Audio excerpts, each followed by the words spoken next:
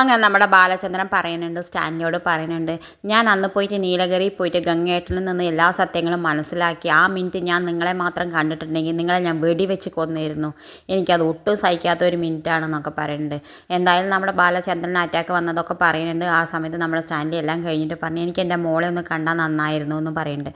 എന്തായാലും ആ കാണാൻ കൊണ്ടുപോകാമെന്ന് പറഞ്ഞിട്ട് നമ്മുടെ സ്റ്റാൻലി താഴത്തേക്ക് വിളിച്ച് കൊണ്ടുവരുന്നുണ്ട്. ആ സമയത്ത് നമ്മുടെ ഗോവർദ്ധനം ചോദിക്കുന്നുണ്ട്, ഇപ്പം നമുക്ക് അലീനെ കാണിച്ചു കൊടുക്കണോ ചോദിക്കുന്നുണ്ട് നമ്മുടെ ഗോവർദ്ധനം. കാണട്ടടോ, അയാൾ കണ്ട് ബോധ്യപ്പെടട്ടെ, അയാൾക്ക് പൂർണ്ണ ബോധ്യവും മനസ്സുണ്ടെങ്കിൽ മാത്രം അവളെ കൊണ്ടുപോകട്ടെ, എന്നാൽ മാത്രമേ ഞാൻ എൻ്റെ മകളെ അയാളുടെ കൂടെ പറഞ്ഞയക്കുള്ളൂ എന്ന് പറയുന്നുണ്ട്.